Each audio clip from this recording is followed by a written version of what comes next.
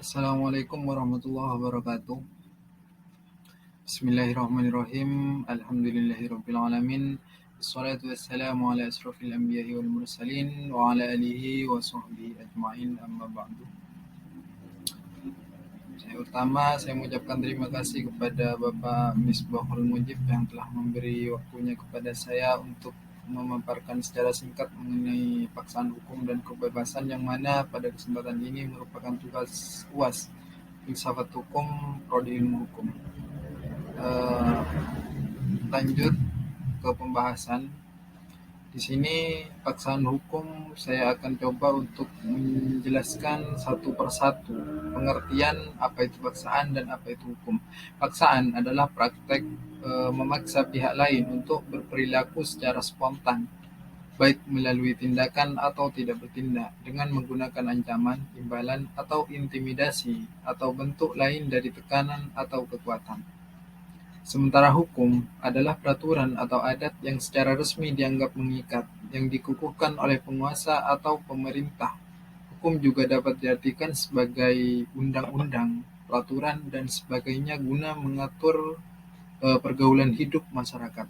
Jadi dari dua pengertian di sini dapat ditarik kesimpulan bahwa paksaan hukum, yang mana hukum itu sudah merupakan aturan yang mengikat dalam diri kita, yaitu sudah sepastinya bahwa hukum itu seakan-akan memaksa kita untuk melakukan sesuatu hal dan tidak melakukan sesuatu hal.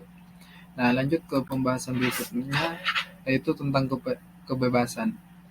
Kebebasan ini seringkali kita artikan sebagai kemerdekaan, bebas melakukan dan bebas meninggalkan. Kebebasan diartikan sebagai sebuah kemerdekaan dari semua bentuk-bentuk larangan, kecuali larangan yang telah diatur oleh undang-undang. Di Indonesia sebagai negara hukum, kebebasan ini sudah tercantum dalam pasal 28 Undang-Undang Dasar 1945.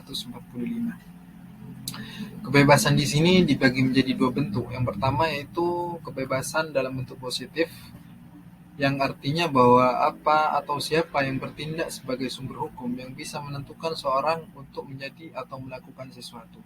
Nah, terus yang kedua yaitu kebebasan dalam bentuk yang negatif, bersinggungan dengan ruang lingkup di mana seseorang harus dihormati untuk menjadi atau melakukan sesuatu seperti yang dikehendakinya tanpa ada paksaan atau larangan dari pihak lain. Kebebasan dalam arti yang negatif ini sesuai dengan pengertian kebebasan dari beberapa sumber yang dapat saya baca. Terus yang selanjutnya yaitu mengenai macam-macam kebebasan. Macam-macam kebebasan di sini saya menemukan 3 macam. Yang pertama itu kebebasan eksistensial, yang mana kebebasan eksistensial yaitu pada hakikatnya terdiri dalam kemampuan manusia untuk menentukan dirinya sendiri. Sifatnya positif, artinya kebebasan itu tidak menekankan segi batas dari apa, melainkan bebas untuk apa. Kita sanggup untuk menentukan tindakan kita sendiri. Kebebasan itu mendapat wujudnya yang positif dalam tindakan kita yang disengaja. Terus yang kedua yaitu kebebasan sosial. Kebebasan sosial ini secara sederhana yaitu kebebasan sosial merupakan kebebasan dalam berhubungan dengan kehendak orang lain. Keyakinan bahwa manusia bebas merupakan suatu kepastian yang disetujui umum. Nah, yang terakhir yaitu kebebasan antar manusia. Sebagai makhluk sosial, kita juga pasti membutuhkan manusia lain. Jadi, kebebasan antar manusia.